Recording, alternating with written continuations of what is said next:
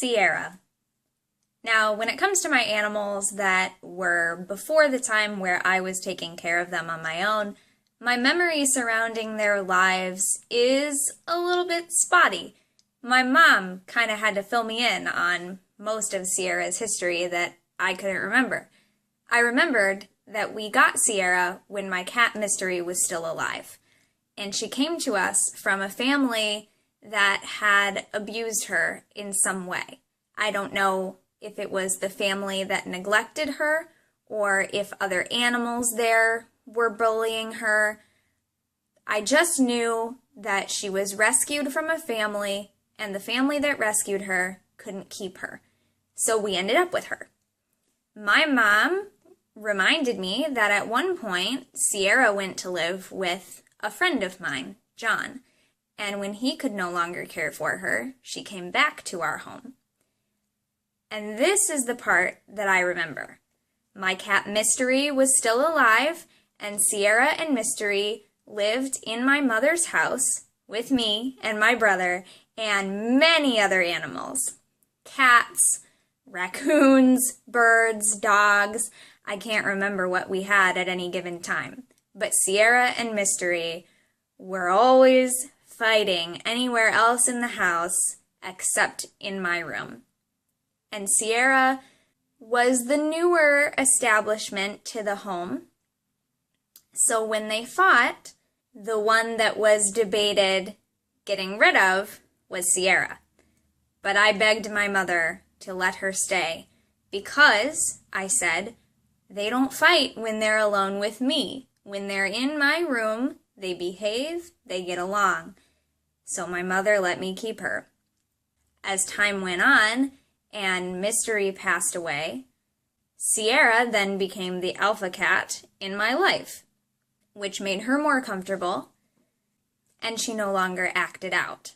Sierra stayed with my mother when I went away to college for those 4 years, and I would see her when I came home, but she lived with my mom and was still taken care of by my mom. When I graduated college, my mother moved across the country, and I started to move around on my own, taking Sierra with me. So Sierra was my first roommate in my postgraduate adult life.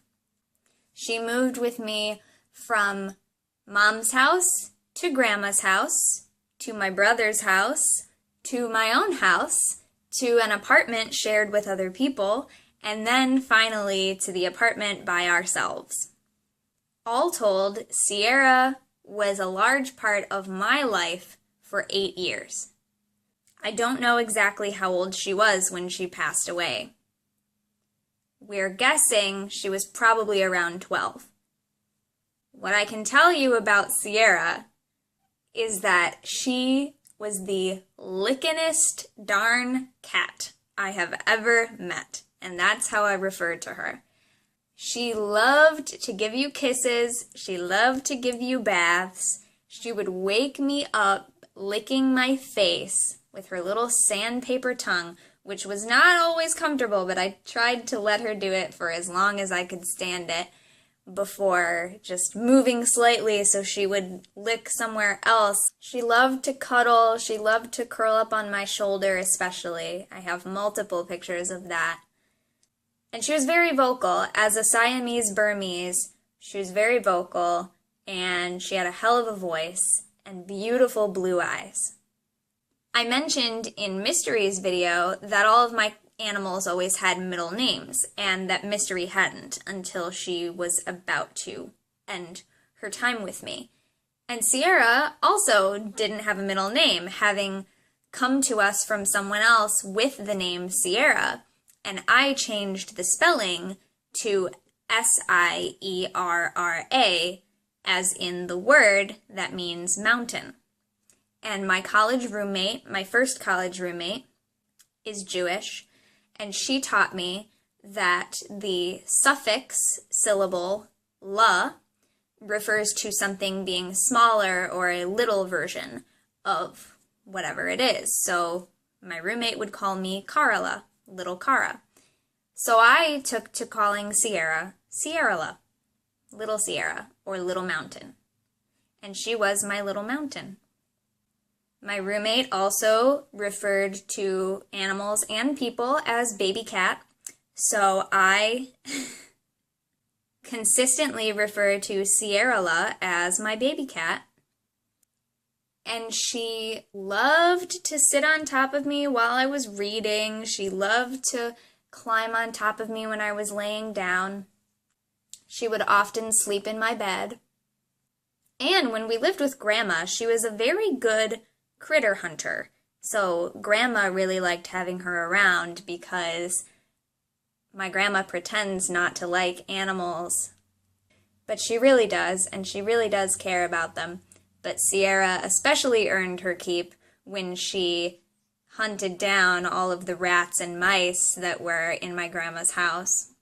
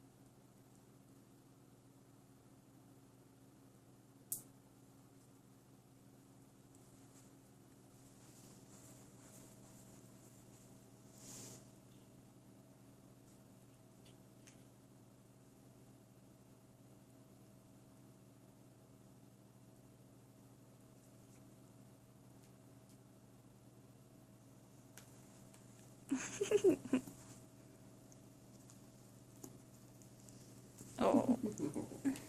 Sierra's death was sudden to me, but I don't believe it was sudden to her. She definitely knew. And I think she tried to tell me for a couple of weeks. She was even more vocal than usual. And because she was always so vocal, I didn't really notice much of a difference other than that it was even more. But there seemed to be nothing wrong. She just wanted more attention. And there were many days where the only way I could stop her from crying was to pick her up and snuggle her really close and dance around with her, which I should have known was unusual because she'd never really liked to be picked up and held for that long of an amount of time. But toward the end, when I would pick her up and hold her closely in my arms, she would burrow her head into the crook of my neck and snuggle, and I didn't know at the time, but she was slowly saying goodbye. Until one day I came home on the phone with someone, and I had been texting someone, so when I got off the phone, I went immediately back to texting. I was in the middle of conversations when I arrived home, and I was caught up, and in the middle of my conversation, I was saying to my friend that I had a veterinarian appointment for Sierra coming up. And when I mentioned her in the conversation is when I realized that I had been home for about 20 minutes, and she hadn't met me at the door. And immediately I knew something was wrong, and I was afraid to go and look for her. So I sat there, and I called for her, and normally when she hears my voice, she would come. And she didn't. And the more I called, and the more she didn't come, the more and more I had to accept that I was going to have to go and find her somewhere in her final resting place. I looked in all of her usual hiding spots. I looked in the bathtub where she had been hanging out a lot recently, and I couldn't find her. And I did eventually find her in a rather unusual place, not a place that she ever would hang out, not a place that a cat would typically hang out, but it was hidden away, and it was enclosed, and she had left her tail hanging out so I could see the tip of her tail and know where she was, because otherwise I never would have found her. She was so hidden away. So she had chosen her resting place carefully. I immediately called a close friend of mine and had them come over, and they actually did the difficult task of reaching into her hiding spot to confirm that she was no longer there in spirit. And that friend sat with me while I cried and helped me take her out and put her in a little box and helped me to decide when I was going to bury her, and stayed with me through that process. It was very late at night by this time, so I decided that the following morning I would take her to the hill at my grandma's house, where I grew up, where several other animals are buried, but not where Mystery is buried, because Mystery is buried at my mother's house, and we no longer own that property. So I brought Sierra to my grandma's house, where my family still lives, and my cousin and my other cousin's spouse, who is a good friend of mine from back in high school. So my cousin and my cousin-in-law helped me dig her grave and lower her in and cover her up and pick out the best rocks to line her resting place, and a nice big flat rock for the top.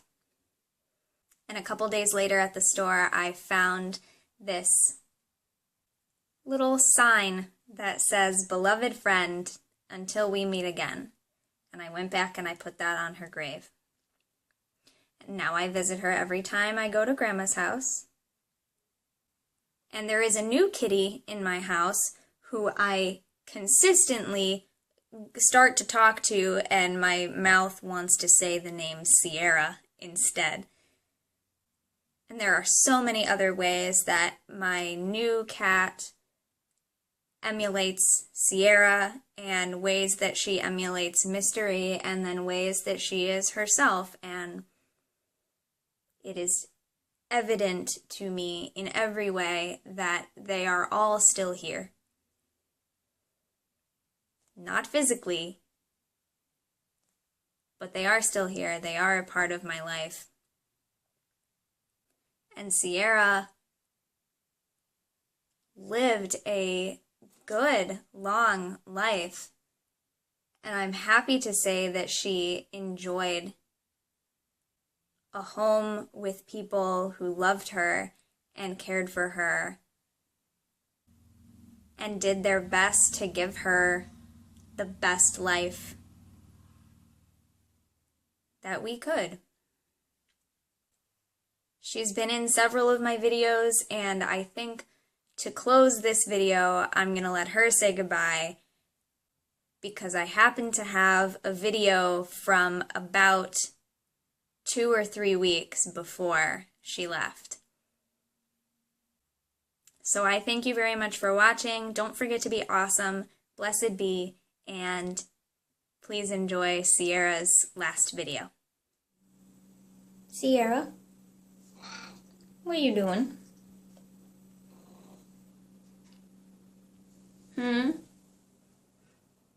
I would like to take a shower, please.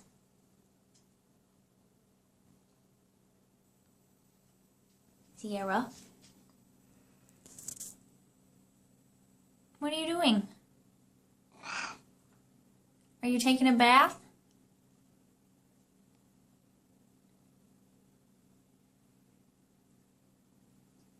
What are you doing?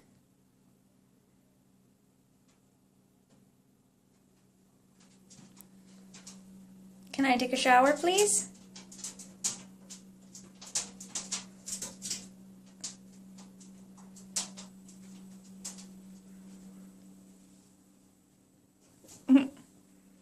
Thank you. Thank you.